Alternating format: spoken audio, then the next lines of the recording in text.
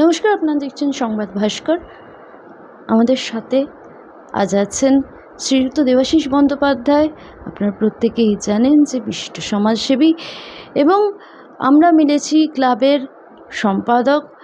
দাদা বিভিন্ন সময় বিভিন্ন রাজনৈতিক প্রশ্নের উত্তর দিয়েছেন, এবং দাদার যেটি সবথেকে বড় জায়গা, সেটি কিন্তু দাদা নির্দল হয়ে কিন্তু কাউন্সিলর হয়েছিলেন। অথচ গত 4 মাস আগে দাদা কাউন্সিলর পদ থেকে ইস্তফা দিয়েছেন। কিন্তু মনে প্রাণে একজন রাজনৈতিক ব্যক্তিত্ব। আসুন দাদার সাথে কথা বলে নিই। দাদা নমস্কার। নমস্কার আপনাদের। দাদা, প্রথমেই যে প্রশ্নটা রাখবো সেটা হচ্ছে যে দু একটা নিউজ চ্যানেল তারা যে অভিযোগটা আঙুল আপনার দিকে তুলছে বারংবার, সেটা হচ্ছে যে সোনার কেল্লা, তার পাশেই যে নির্মীয়মান যে বিল্ডিংটি আছে সেইটা নিয়ে, সেটা নাকি লিগ্যাল প্রসেসে হয়নি। যতটা রাস্তা ছাড়ার কথা ততটা রাস্তা ছাড়া হয়নি, এবং এই বিল্ডিং নাকি শক্তপোক্ত নয়। এইভাবে বিল্ডিং করলে অনেকের অসুবিধে হতে পারে, পরবর্তীকালে বিল্ডিং ভেঙে পড়তে পারে। অনেক রকম অভিযোগ যারা খাড়া করছেন। কি বলবেন এটা নিয়ে? দেখুন, সবচেয়ে বড় ব্যাপার হচ্ছে যে অভিযোগ যে করছে সে প্রথমেই, মানে আমায় যদি কেউ বলে যে তোমার ডান কানটা কাটা গেছে, তা আমি তো প্রথমে হাত দিয়ে দেখবো নাকি দৌড়াবো? তা আমার তার কাছে যেই চ্যানেল, একটাই চ্যানেল গেছিল, চ্যানেলকে আমি দেখেছি, চ্যানেলের ভদ্রলোক সে বাড়িটা দেখাচ্ছিল। প্রথমে তো নিজে জানে না, হয় 1-2 গুনতে জানে না, না হলে তার চোখের কোনো প্রবলেম আছে। 5 তলাকে 6 তলা বলছে, 1 নম্বর। দ্বিতীয় নম্বর কথা হচ্ছে, বিল্ডিং আমি নিজে বানাই না। এই বিল্ডিং ইঞ্জিনিয়ার প্ল্যান দেয়, শক্তপোক্ত কি না সেটা পুরো ইঞ্জিনিয়ার বলতে পারবে। ইঞ্জিনিয়ার, মিউনিসিপ্যালিটির ইঞ্জিনিয়ার দিয়েছে, আর প্ল্যান মিউনিসিপ্যালিটি দিয়েছে। মিউনিসিপ্যালিটির যিনি চেয়ারম্যান, তার দায়িত্ব, সে প্ল্যানে সই করে, আর টাকা জমা দিয়েছি আমি। তারপরে বাড়ি করার পর ফেজ 2 করতে হয়। প্রথমে বিল্ডিং প্ল্যান পাস করতে হয়, তারপরে আমাদের পৌরসভায় ফেজ 2 হয়। ফেজ 2রও টাকা আমি জমা দিয়েছি। সুতরাং যতটা নিয়মনীতি মানা সম্ভব, প্রত্যেকটা নিয়মনীতি মেনে আমি এই বিল্ডিং করেছি। এবার আপনি প্রশ্ন করতে পারেন যে তাহলে আপনার বিল্ডিং দেখাচ্ছে কেন? আমার কথা, ওনার যদি মনে হয় বাড়িটা শক্তপোক্ত হচ্ছে না, উনি একটা ভালো ইঞ্জিনিয়ার এনে আমায় দিক, সে একটা সার্টিফিকেট দিক আমায়, বলুক যে এই বিল্ডিং ঠিক না, আমি সার্টিফিকেট করে দিলাম। তাহলে আমি আমার ইঞ্জিনিয়ারের বিরুদ্ধে একটা মামলা করতে পারি যে আপনি আমার কাছে পয়সা নিলেন কিন্তু ঠিকঠাক বিল্ডিং হচ্ছে না। বিল্ডিং কনস্ট্রাকশন তো আমি করি না, আমি কি করে বলবো?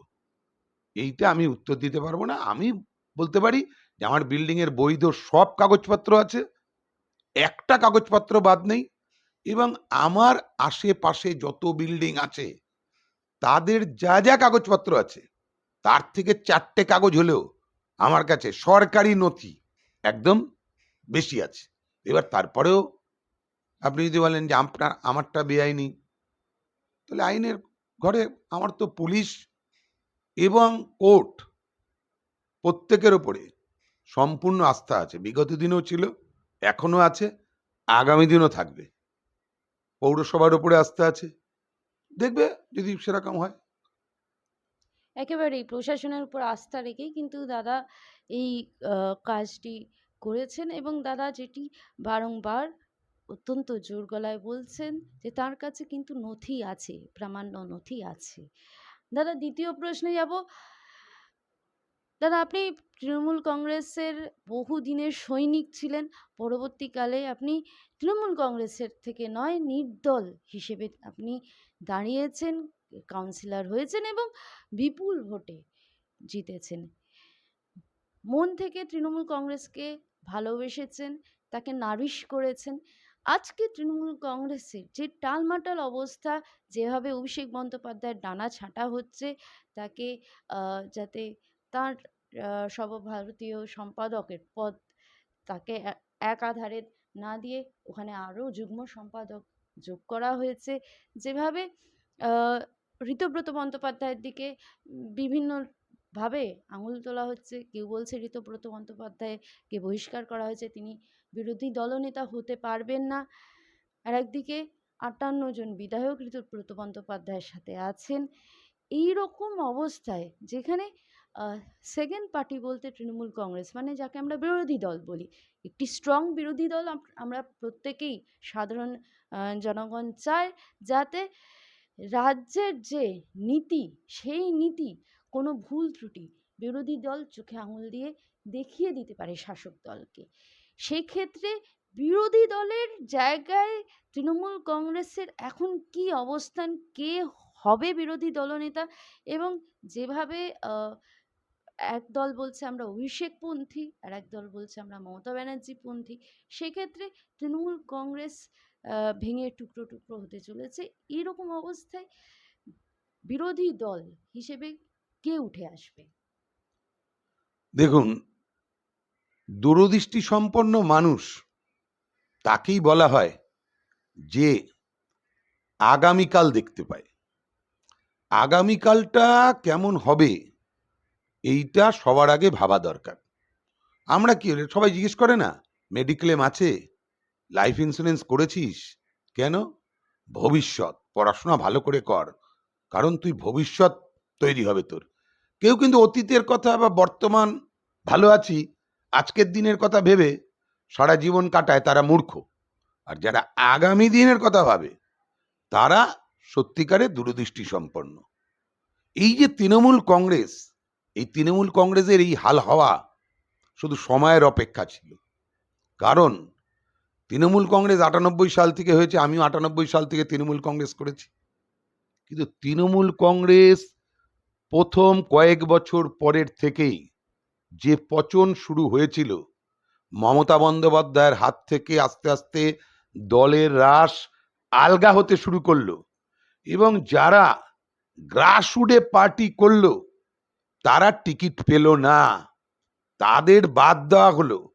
যেমন সিপিএম এর অবস্থা হয়েছিল, যে যারা বাড়ি বাড়ি গণশক্তি দিত তারা ২০০৯-১০ সালে সিপিএম করতে পারেনি, তাদের বদলে যারা অনেক গণশক্তি একা কিনতো, কিনে মুদি দোকানে বেচে দিত, প্রমোটার পয়সাওয়ালা, তারাই একমাত্র সিপিএম করতে পেরেছিল। তার জন্য কিন্তু সিপিএম দল উঠে গেছে, সিপিএম দলটা উঠে গেল।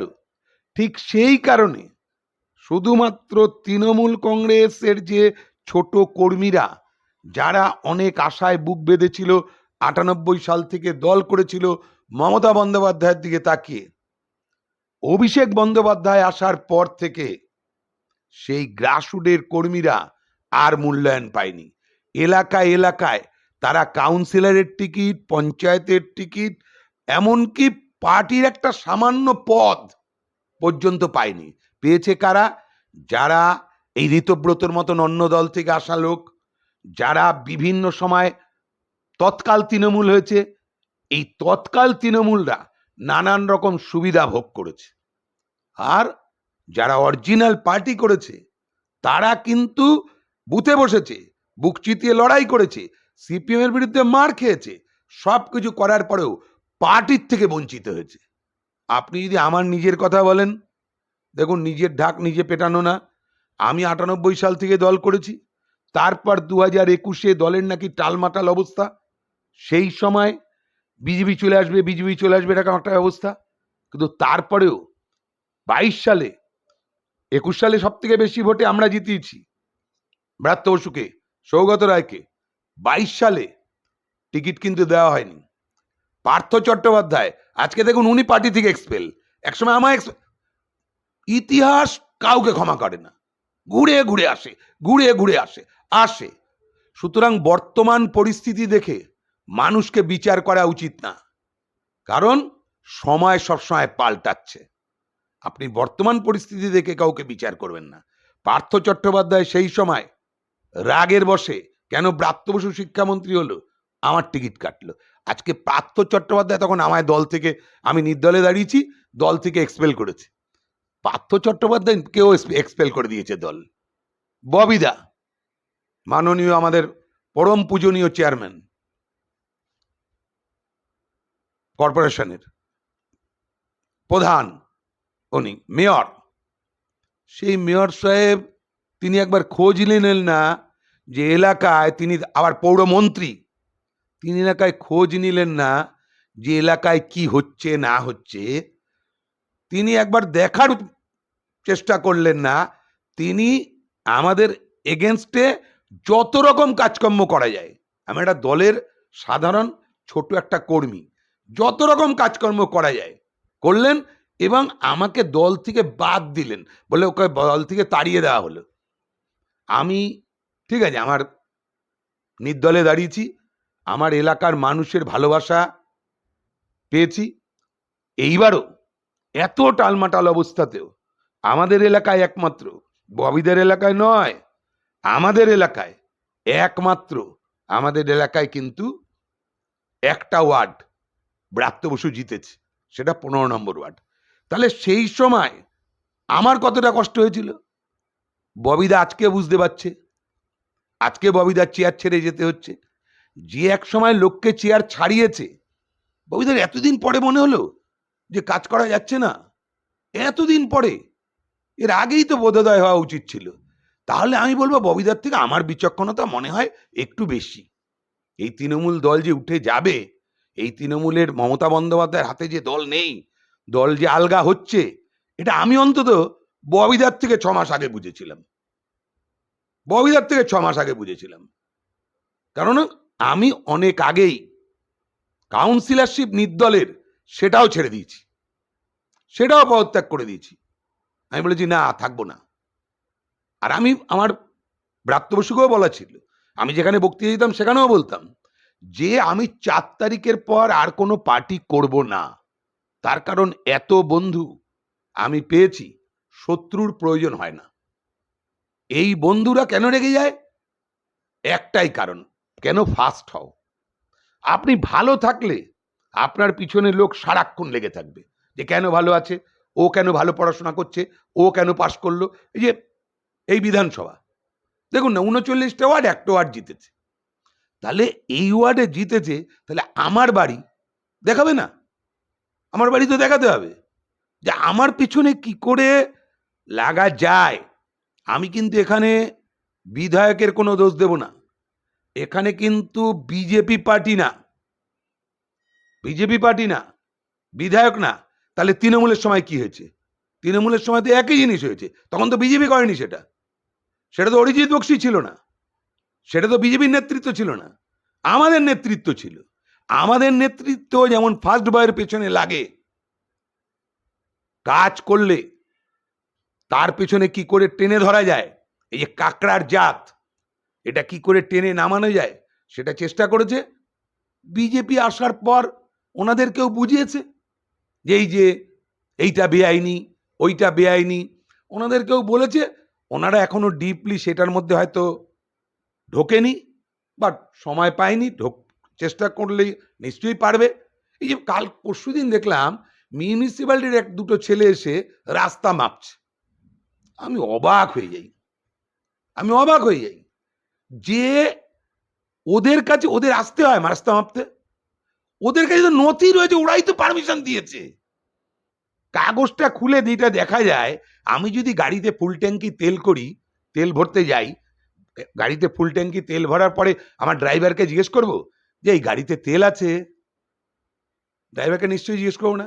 ড্রাইভার বলবে দাদা কি পাগল হয়ে গেছে, গাড়িতে তেল আছে না যে দাদা জানে না?